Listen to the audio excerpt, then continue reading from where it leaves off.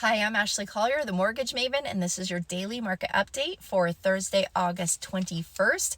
The good news is we ended up at the closing bell in a much better position than we were intraday. Mortgage-backed securities worsened by 1 basis point, 10-year U.S. Treasury by 3 basis points to a level of 4.3199, and mortgage rates have not been responding as adversely to the 10-year U.S. Treasury as of late, meaning that the mortgage rate spread is narrowing. That's good news. Bad news, though, Jeff Schmidt, the KC voting Fed member, opened his delusional mouth and said that he's not in favor of a rate cut next month because the labor market is so strong.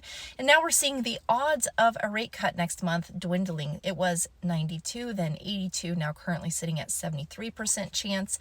And existing home sales for July, well, the good news is it came in better than estimates, but the bad news is it's still way, way, way below what is considered normal. So 4.01 million versus 5 to 5.5 million, which is the kind of the historical norm.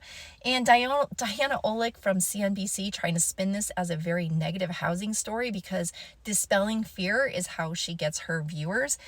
The median home price did fall 2.4% to 422,400 nationally, and that's because the mix of sales is lower.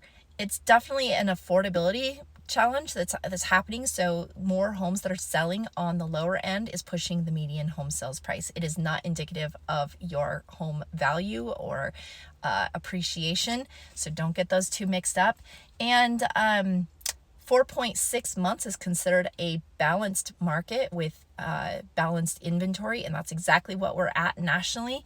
Average days on market, 28, and the mix of sales, well, 21% sold over list price compared to 29% last year. 31% were cash buyers. That's up from 27% last year. 20% investors, that was up from 13% last year. And first-time home buyers made up 28%, which last year was 29%. Diana Olick tried to say that 40% is normal, but if you go through and look at the actual historical norms, it's 30%, not 40%. So we're actually pretty close to historical norms.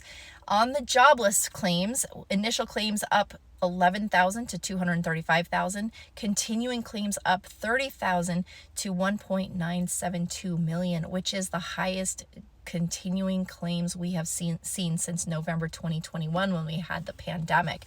Now, tomorrow we're going to hear from Jerome Powell.